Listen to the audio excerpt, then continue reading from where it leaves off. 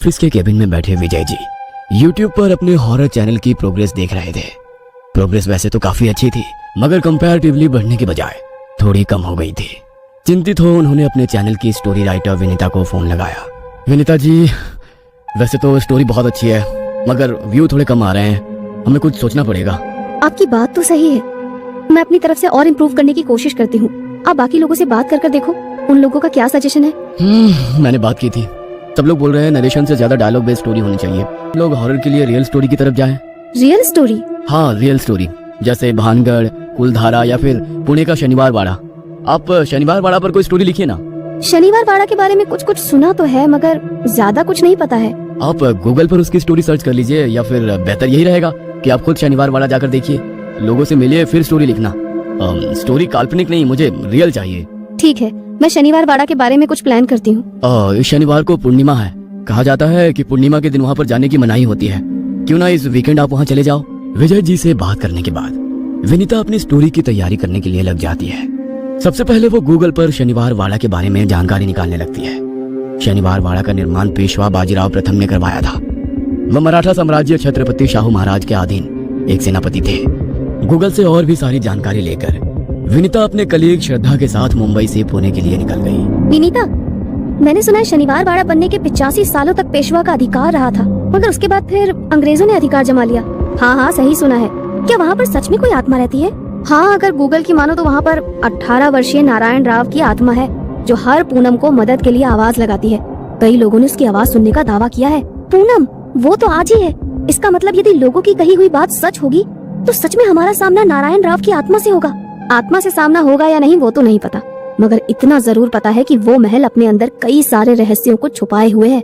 कई लोगों ने नारायण राव के आखिरी शब्दों को सुना है। आखिरी शब्द? सिंहासन की लड़ाई में किसी ने धोखे से नारायण राव को मार दिया था। नारायण राव खुद को बचाने के लिए अपने काका को बुला रहे थे। उनके आखिरी शब्द थे, काका म्हाला बचाव। कहा जाता है आज भी कई लोगों ने पूर्णिमा की रात को नारायण राव की आवाज को सुना है।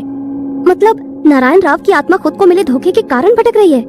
हाँ, शायद। इस महल के बारे में एक और कहानी है। 1828 में इस महल में भयंकर आग लगी थी, जो 7 दिनों तक जलती रही थी। उस आग के कारण महल का बहुत सा हिस्सा प्रभावित हो गया था, मगर आज तक उस आग के लगने के बारे में कुछ पता नहीं चला। शनिवार वाड़ा के बारे में जितना सुना था, ये तो उससे भी ज्यादा रहस्यमय लग रहा है। वो तो वहीं जाकर पता लगेगा। दोनों बातें करते करते शनिवार वाड़ा तक पहुंच चुकी थी। उस महल की खूबसूरती आज भी बरकरार है। यह देख दोनों हैरान थी। इस महल को बनाने वाले कारीगरों का जवाब नहीं, आज भी कितना खूबसूरत लग रहा है। श्रद्धा, अपना कैमरा रेडी रखो, कुछ लोगों के इंटरव्यू लेंगे और पूरे महल की रिकॉर्डिंग करेंगे, ताकि ब्लॉग बनाने में कोई भी दिक्कत ना हो। और हाँ, एक बात का विशेष ध्यान रखना, हम लोगों को रात होने के पहले यहाँ से निकलना है। दोनों बातें करती हुई शनिवार वाड़ा महल के भीतर दाखिल हो गई। श्रद्धा महल को रिकॉर्ड कर रही थी और विनीता लोगों से बातें करते हुए जरूरी बातें अपनी डायरी में नोट करती जा रही थी। श्रद्धा रिकॉर्डिंग करते हुए महल के पुराने हिस्से में आ गई थी, जो जलने के बाद थोड़ा सा नष्ट हो गया था। वहां पर श्रद्धा को कोई परछाई नजर आ रही थी। श्रद्धा सम्मोहित हो रिकॉर्डिंग करते हुए उस परछाई के पीछे पीछे जाने लगी। वहां पर उस समय कोई भी नहीं था। श्रद्धा को अपना होश नहीं था। तभी उसे अपने कंधे पर किसी के हाथ के होने का एहसास हुआ, जो बहुत गर्म था। वह तेजी से चीखती हुई पलटी तो सामने विनीता खड़ी थी। क्या हुआ?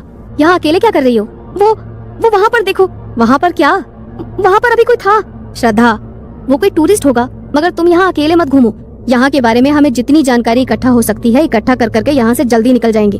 वैसे भी बहुत बड़ा महल है, घूमते हुए टाइम लग जाएगा, इसीलिए नो नेगेटिव थॉट्स, ओके? और हाँ, मुझसे ज्यादा दूर मत जाना, मेरे आसपास ही रहना। हम दोनों साथ में रहेंगे तो ठीक रहेंगे, ओके? बोलते हुए श्रद्धा कुछ फोटोज लेने लगी। अचानक उसे कैमरे में से एक दीवार पर खून के धब्बे ताजे नजर आ रहे थे। खून बह रहा था। कैमरा हटाकर जैसे ही उसने दीवार की तरफ देखने लगी तो वहां पर कोई धब्बा नहीं था। श्रद्धा को लगा कि ये उसके मन का वहम होगा, मगर फिर भी वो तुरंत विनीता के पास जाकर खड़ी हो गई। विनीता किसी से बात कर रही थी। तभी श्रद्धा को विनीता के पीछे एक मराठा सैनिक नजर आने लगा। वो अपनी लाल आंखों से श्रद्धा की तरफ ही घूर रहा था। श्रद्धा डर के मारे पीछे की तरफ हटने लगी और वो पीछे हटते हुए एक दीवार से जाकर टकरा गई। दीवार एक गुप्त कमरे का दरवाजा था। श्रद्धा उस दीवार से कमरे के भीतर दाखिल हो गई। कमरे में चारों ओर अंधेरा था। उसे बाहर निकलने का कोई रास्ता नजर नहीं आ रहा था। वह वहीं से विनीता को आवाज देने लगी। विनीता, कहाँ हो तुम? Please help me Vinita. इस तरफ कुछ देर बाद विनीता को श्रद्धा का ध्यान आया। तो वो वहां पर नहीं थी। विनीता उसका फोन ट्राई करने लगी मगर फोन नॉट रीचेबल था। अब ये श्रद्धा कहाँ चली गई? कहाँ ढूंढूं उसे? फोन भी नहीं लग रहा है, शाम का वक्त भी हो गया है, हमें यहाँ से निकलना भी है। श्रद्धा, कहाँ हो तुम? प्लीज मजाक मत करो। विनीता को समझ नहीं आ रहा था कि वो क्या करे। डर के कारण उसके शरीर से पसीना निकल रहा था। टूरिस्ट अब उस महल को छोड़कर जाने लगे थे। कुछ ही लोग बचे थे जिन्हें गार्ड महल के बाहर निकाल रहा था। मैडम जी, बाहर चलिए, अब इसे बंद करने का समय हो गया, इसलिए सभी को महल से बाहर निकलना है। मेरी कलीग नजर नहीं आ रही है, प्लीज इसे ढूंढने में मेरी मदद करो। देखिए, वो भी दूसरे लोगों के साथ बाहर निकल गई होंगी, आपको बाहर मिल जाएंगी, प्लीज अभी महल खाली करो। बोलते हुए गार्ड दूसरे लोगों को निकालने के लिए चला गया। श्रद्धा मुझे बिना बताए कहीं नहीं जा सकती, वो इसी महल में है, मगर कहाँ? मुझे उसे ढूंढना होगा। एक तरफ विनीता श्रद्धा को ढूंढ रही थी, दूसरी तरफ श्रद्धा कमरे से बाहर निकलने का रास्ता ढूंढ रही थी, मगर अंधेरे में उसे कुछ भी समझ में नहीं आ रहा था। वो चलते हुए दूसरे कमरे में पहुंच गई, जहां पर लगभग 18 वर्षीय बालक मराठा सैनिकों की वेशभूषा में खड़ा था। पास ही एक बुजुर्ग राघव बा खड़े थे। काका, इतनी कम उम्र में लोगों ने मुझे पेशवा घोषित कर दिया, मैं अभी राजकाल संभालने के लायक नहीं हूँ। नारायण राव, वो तो आने वाला वक्त बताएगा कि तुम कितने काबिल हो। अभी जरूरी काम से रात के वक्त एक विशेष सभा का आयोजन किया गया है, तुम सभा में चलने की तैयारी करो। राघव बा के कहने पर नारायण राव सभा में जाने के लिए तैयार हो रहा था, मगर अभी उसके कमरे में कुछ सैनिक घुस आए और उन्होंने धोखे से नारायण राव को मार दिया। काका, मला बचाओ।